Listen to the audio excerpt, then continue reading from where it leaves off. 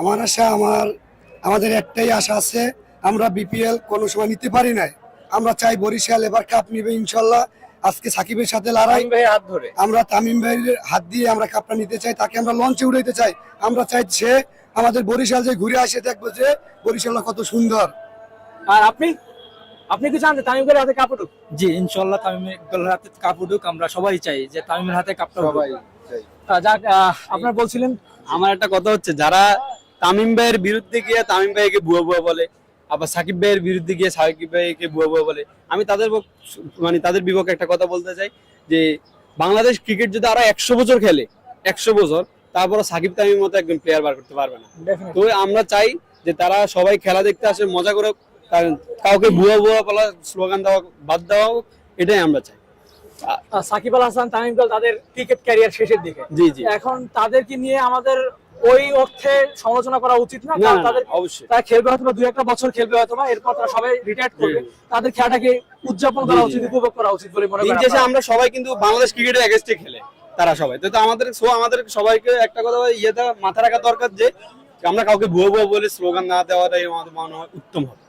এটাই আমার সবার পক্ষে।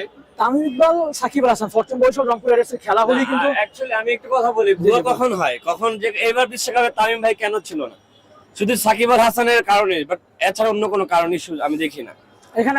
এখন আমরা চাবো যে সাকিব ভাইও আমাদের দেশি প্লেয়ার, তাকে আমরা সম্মান দিব, বাট আমরা তামিম ভাইকেও আমরা সম্মান দিব। এইটাই কিন্তু ওনার প্রশ্নের উত্তরটা দিই। সাকিব আল হাসান ভাই, আমি আপনাদেরকে বলি, যদি ওনার কথাটা প্রশ্নের উত্তর দেওয়ার একমাত্র ব্যক্তি হচ্ছে বিসিবি বা টিম ম্যানেজমেন্ট, এখানে সাকিব ভাইয়ের কোনো পক্ষে, কিন্তু টিম মিটিং এ কখনোই যখন ম্যানেজমেন্টে যখন একটা স্কোয়াড ঘোষণা করে তখন কিন্তু ক্যাপ্টেন থাকে না, সবসময় থাকে না। সাকিব ছিলেন না, তো এটা কোনো সাকিব ভাইয়ের দোষ না। সাকিব ভাই একটা দলের ক্যাপ্টেন, হয়তো ওনার উচিত ছিল যে তামিম ভাইকে ডাক দেওয়া, বা না, তখন সাকিব ইনভলভ ছিল, এই জায়গাটা সাকিব আল হাসান ইনভলভ ছিল।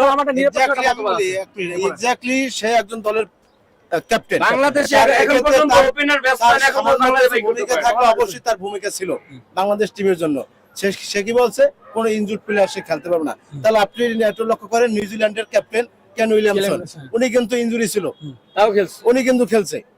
মাঝ পথে 2টা ম্যাচ খেলে নাই, তারপর কিন্তু চমৎকার পয়েন্ট ছিল যে একজন এক্সপেরিয়েন্স ক্যাম্পেইনার, তিনি ইনজুরি থাকলেও তাকে নিয়ে রাখা উচিত ছিল, কারণ তিনি কিন্তু একটা ম্যাচও কিন্তু জিতেছেন। বাংলাদেশ পারে না এমন কোনো কাজ নাই, বাংলাদেশ বলে সম্ভব হওয়া। আমরা যখন সাকিব ভাই বা যারা তামিম ফ্যান বা বরিশাল, আমরা কিছু জিনিস আনি যেগুলো আমাদের থেকে নিয়ে যায়, বাংলাদেশ ক্রিকেট বলেই সম্ভব। বাংলাদেশ ক্রিকেট ধ্বংসের কারণ হচ্ছে এই মূল।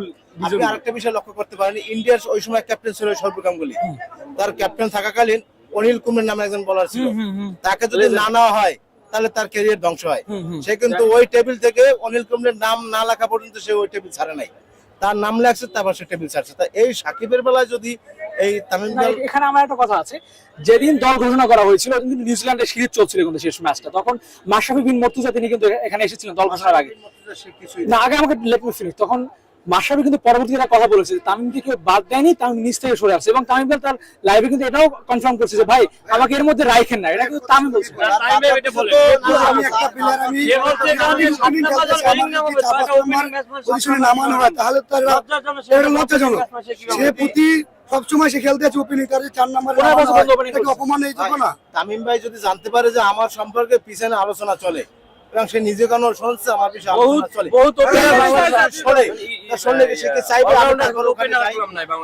আপনারা কি মনে করেন যে এই বিপিএল এর পর তামিম ইকবাল এখন পর্যন্ত লিডিং স্কোরার, আপনারা কি চান যে এরপর তামিম ইকবালকে আবার ন্যাশনাল টিমে? অবশ্যই চাই। আপনারা অবশ্যই চাই। আপনি সাকিব আল হাসানের ফ্যান, আপনি আমরা চাই অবশ্যই বাংলাদেশ ক্রিকেট এগিয়ে যাক। তো এগিয়ে যাওয়ার জন্য ভালো, সবসময় সবাই চায় যে আমার টিমে ভালো প্লেয়াররা খেলে। তামিম ভাই যেহেতু বিপিএল এর হাই রান টেকার, তো আমরা চাই আগামী যেহেতু সামনে শ্রীলঙ্কা সিরিজ আছে, তামিম ভাইকে ব্যাক করা হোক। থ্যাংক ইউ, সবাইকে ধন্যবাদ।